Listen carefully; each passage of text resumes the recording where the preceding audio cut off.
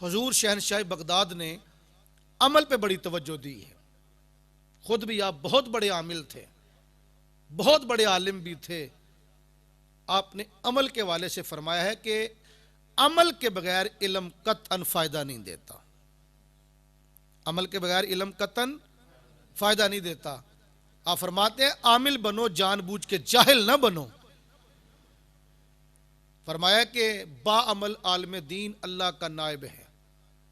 इस धरती के ऊपर अल्लाह का जो नायब है वो आलिम बाअमल है। फरमाते हैं कि अफसोस मुझे उन लोगों पे है जिन्होंने कुरान हिफ्ज तो किया लेकिन कुरान पर अमल ना किया। आज कुरान हिफ्ज करना फैशन बन चुका है। मैं कई हाफिजों को जानता हूं, हिफ्ज किया बराए नाम, बाद में किसी ने शॉपिंग सेंटर खोल लिया है, कोई पान बेच रहा है, कोई ड्राइविंग करता है।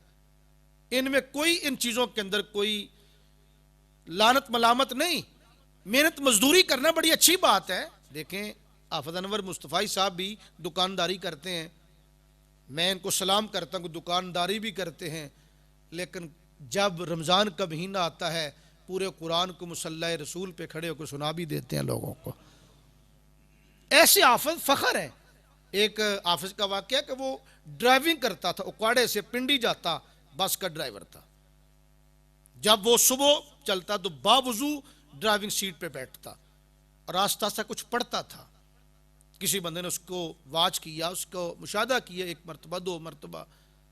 एक दिन पूछा कि भाई तुम किसी से कोई बात नहीं करते, तो कुछ पढ़ते जाते हो तोड़ पिंडी जाने तक, जब वापस आते हो तो फिर तुम कुछ पढ़ते आते हो, बात करते किसी से कोई नहीं। उसने कहा कि मैं कुरान का हाफिज हूं। उस ड्राइवर ने कहा मैं कुरान का हाफिज हूं, जब मैं उकाड़े से चलता हूं पिंडी पहुंचने तक 15 सिपारे मैं जुबानी तिलावत कर जाता हूं। जब वहां से वापस पलटता हूं उकाड़े की तरफ 15 पारे में बकियाबाद वाले उकाड़े पहुंचने तक मैं तिलावत कर जाता हूं। रोजाना एक मरतबा मैं पिंडी जाके वापस आता हूं, रोजाना एक पूरा कुरान तिलावत कर जाता हूं। ऐसे लोग फख्र नहीं तो और क्या है। तो हुजूर गौसे आज़म फरमाते अफसोस मुझे उन लोगों पर है जिन्होंने कुरान तो पढ़ा लेकिन कुरान पर अमल न किया। हिफ्ज़ कुरान करने के बाद दाढ़ी मुंडा दी जाए, नौज़ुबिल्लाह मिन ज़ालिका, नमाज की परवाह न की जाए, हराम हलाल की तमीज न रहे। हुजूर गौसे आज़म ने अफसोस ऐसे लोगों पे किया है।